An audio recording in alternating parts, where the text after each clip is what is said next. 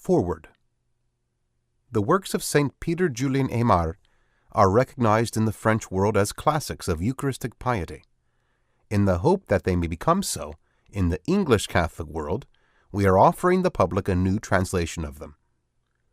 Possibly no one has so insistingly and perseveringly written or spoken of the Eucharist as St. Aymar has. The Eucharist worked on the faculties of his soul like a magnet. His mind and heart, as if polarized, invariably swerved back towards their star, the Eucharist. He was never at a loss to discover some hidden link between the Eucharist and the subject under study. Like the householder who bringeth forth out of his treasure new things and old, he drew all things out of the Eucharist for every purpose. In fact, he looked at the world only through the divine prism of the mystery of the Eucharist. This Eucharistic approach to the problems of the soul is distinctive of his spirituality. Duty never came alone in its cold and austere stiffness, but with something of our Eucharistic Lord in it that transformed it into a labor of love. The road that wound in and out of the shadow of the cross was never a lonely one, for the Eucharistic Christ stood ever near with his strengthening and consoling companionship. The virtues were made lovable by being presented not in their native asperity, but as actions of Jesus in the Eucharist.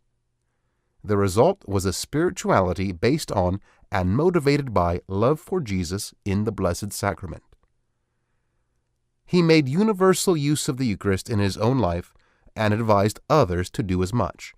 In short, he laid down in theory and in practice that the Eucharist is the chief means of progress in spiritual life, the light which shows the way and supplies the needed strength to follow it. Unfortunately, St. Peter Julien never wrote nor ever planned a complete treatise on the spiritual life. Although his long experience with souls, his deep insight into their needs, his sure sense of the supernatural, and the stern logic of his mind eminently qualified him for such a task. However, in his sermons and letters of direction, he touched practically every point of ascetical theology, so that there is in them sufficient matter for a comparatively complete study on the spiritual life. The present volume, The Real Presence, is a collection of sermons that deal almost exclusively with the wonders operated by our Lord's love in the Eucharist. From every page, St. Peter Julien, the priest of the Eucharist, sends a ringing plea to all men to love our Eucharistic Lord as he deserves and to take him as both the model and the means of their holiness.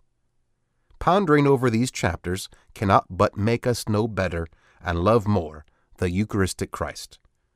And with a more practical understanding of this supereminent means of grace, the problem of salvation should be easier to solve. May his Eucharistic kingdom come.